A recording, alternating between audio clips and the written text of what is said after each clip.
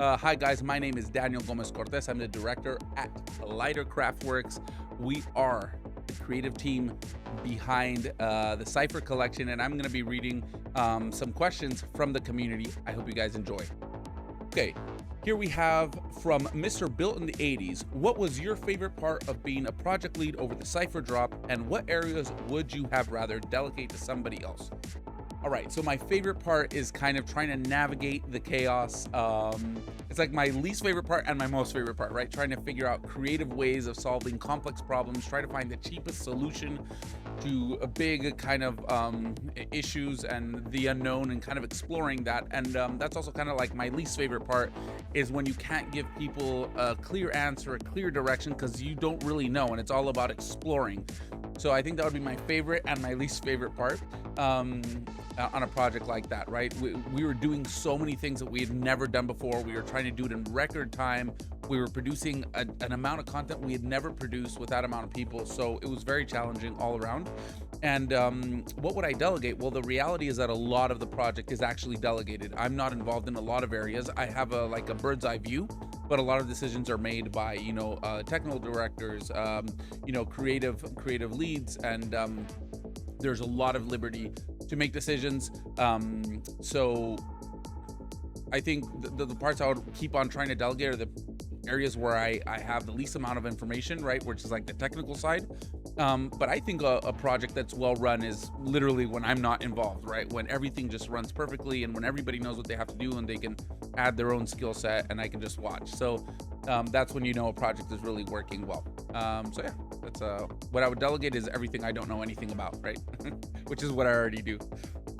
Okay, this comes from Big Afrodaddy. Shout out to Big Afrodaddy. I'd find out what he's like outside of the NFT and workspace, what makes him tick, and what he loves to do, etc. I'd also ask him about his leadership style and what motivates him, and what his motivations are. Excuse me. Well, that's a lot. What motivates me, what makes me tick.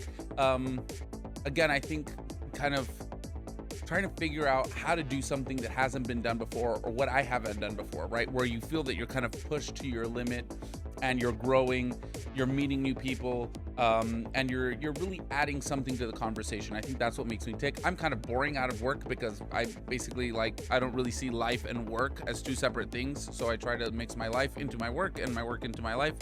And so yeah, outside of work, when I'm not working, a lot of time I'm just resting and just vegging out and watching Netflix or something. But now I'm spending time with my kids. Basically I try to make as much time for my kids as possible when I'm not working. But I'm very blessed to feel like, work is what I actually want to be doing when I'm not hanging out with my kids, or, getting the necessary rest. So yeah, and that's basically what motivates me, trying to figure out things that I haven't done before. The Jackal. How so sexy? What is a secret? Ooh, I was never really described as a sexy person, but I like things that are sexy. I believe sexy is a big part of life. I feel sexy, the word sexy itself has kind of gone out of style, so we need to bring sexy back. I don't really know what the secret sauce is for being sexy. I would say just being yourself, and hopefully that's not too annoying to anybody else. So yeah. La Gastrolo. Amazing name. How do you see the gaming industry in 5 years related to crypto, NFTs, technology, implementation? That's a big question. I actually see these kind of huge, these mega AAA titles kind of disappearing over time. Well, as you guys know, games turning more into a service, but then I see a lot of the kind of the power of really great tech stacks enabling smaller teams to create bigger projects, more ambitious projects, but with a smaller team, with smaller budgets, and this will allow them to take bigger risks and do crazier games, right? I think sometimes we get bored of these blockbuster movies that they all kind of feel the same, or these blockbuster games that are also, we feel they're a little safe. And I think what really, at least for my generation, drew us to a lot of games were taking big risks and doing things that were kind of crazy and wild and were a little counterculture. And I hope we see more of that. And I really do think that technology is going to enable smaller teams to take bigger risks. And hopefully on chain it will allow also people to make money off of making games, and allow players to also generate their revenue. So I think there's a lot of cool things. I think games are basically going to integrate themselves in every aspect of life. It's going to be the way brands interact with their users and their followers. It's going to be the way content creators communicate and interact with their followers as well. I think everything will be gamified over the next 5 to 10 years. This is from K-Dude, who is killing it on the Cypher hunt. Your dance moves so saucy. Well, thank you, sir. It looks like people are enjoying my boomer dances. I think you lose some mobility as you get older. Apparently, as you get close to your 40s. Jesus Christ. As you get close to your 40s, you lose some mobility. So I think that's what a boomer dance is all about. It's kind of less hip movement, you know, kind of stiffer shoulders, but then you have all the energy of when you were 20. So there's a lot of kind of convulsing going on, not so much hip movement or, you know, shoulder dexterity. So that's how I think you do a saucy boomer dance. All right, this is from Teddy.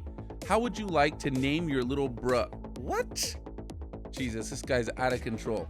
I'm gonna raise him to be a pro player. Those missing PCs are gonna come in handy. You know, Teddy's out of control. Teddy, you better watch yourself. I'm tired of you, and I'm tired of your shenanigans. All right? You better watch it around here. Last stream, you were completely out of control. I almost think I never thought we'd cross a line between like what's, you know, professional and allowed on a project like this. We're very tolerant. We allow, you know, basically every kind of R-rated behavior, but you really push the limits. You better watch yourself, Teddy. Fuck you, Teddy. Okay, so we're done here. We're done with this stupid Teddy thing. All right, I'm out. See you guys. Get back to work.